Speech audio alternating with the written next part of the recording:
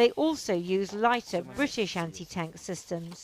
В последнее время, да, оно прибывает насыщенно и поставляет своевременно. Ну, есть чем немножко воевать, а так раньше было немножко слабо. Момент в тому, що чим більше такої зброї, чим менше якби ризика для людини, тому що якби то, що у нас є з тих часів, ще скажімо, СССР, це такі засоби, яким треба досить близько наблизитись до противника, щоб його вразити. З такими засобами це все робиться із більш дальніх відстаней. Тобто основна ціль, скажімо, це збереження життя людини. Дуже впливає таке озброєння. The Ukrainians still have reliable old Soviet-era rifles, but it's the new Western weapons the Russians fear. So yesterday they used cruise missiles to hit the supply lines on which the armaments are entering Ukraine. Weaponry is one factor. Tactics are another. Serhiy was a lawyer before he became a soldier. What is the difference in the way you fight, the tactics you're using? When we fight, we try to save our people, our weapons. They fight without all this stuff because they have huge number of people, huge number of weapons. They don't mind losing people. We don't have such option. Yeah. Adjusting the sights. The troops have to make sure everything is right before setting off on spotting missions from where they send coordinates for artillery or drone strikes. They feel a mixture of hatred and pity for their Russian adversaries, who they say retreat and then return without adapting or varying their tactics.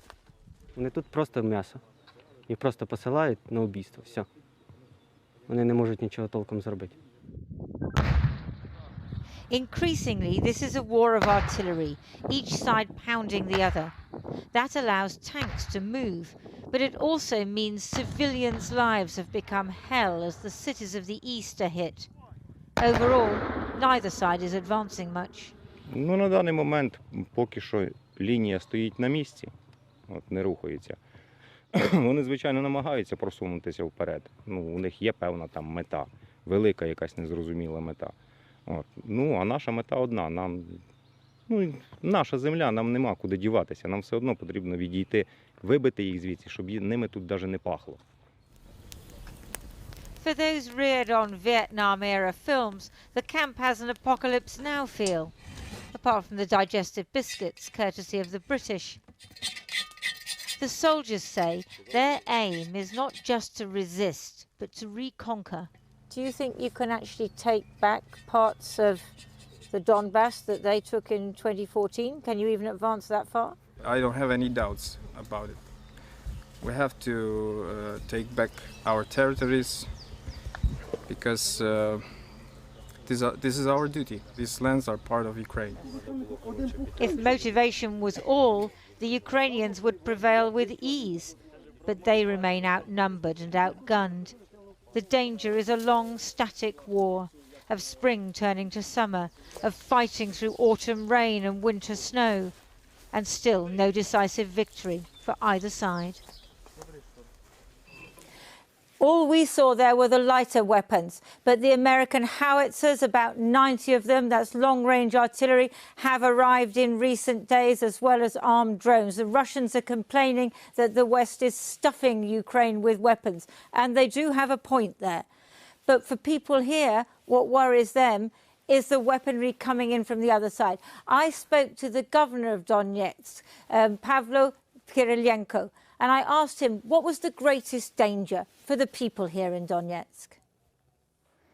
Найбільша небезпека – це те, що ворог обстрілює житлові райони, житлові будинки фактично всіх населених пунктів по Донецькій області. В незалежності тривають активні бойові дії в цих районах. Це прифронтові міста, чи це відносно віддалені від лінії фронту міста, все одно вони піддаються нищівним обстрілам і гинуть дуже велика кількість людей. I know that your own family is complicated and that your parents and brother are on the other side, the Russian side. Tell me a little bit about that. It must be very difficult. Я не спілкуюся з ними і там, де на території з будь-ким з людей з анексованої, з окупованої території Донецької області, я не підтримую зв'язки з 2014 року. But that must be quite painful. Для мене держава і ці цінності державні, вони є на першому місці, і кожен робить свій вибір, але тим більше в такі скрутні часи цей вибір не може йти в розріз з державними інтересами. Ті, хто не підтримують і з ким я, як сказав, і не підтримую, з тими, відповідно, я і не підтримую зв'язок. Звичайно, це нелегко, але моя концентрація зусиль – це на захисті інтересів держави в першу чергу.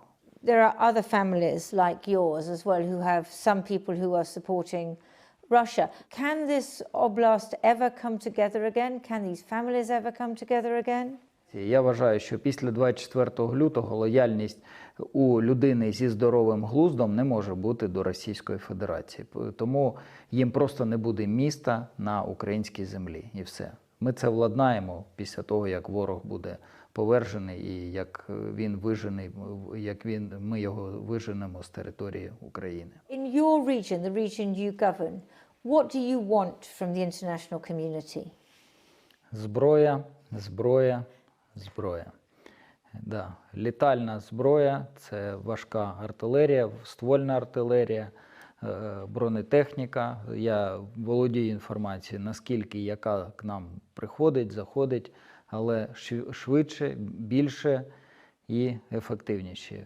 Після війни і перемоги ми не перейдемо до радянських стандартів, які ще лишалися, а вони будуть діяти. Стандарти НАТО, європейські цінності, і прошу не гаяти часу, а допомагати більше, тому що насправді цей ворог, він є у всього цивілізованого світу, у всіх країн Європейського Союзу, у всіх європейських країн.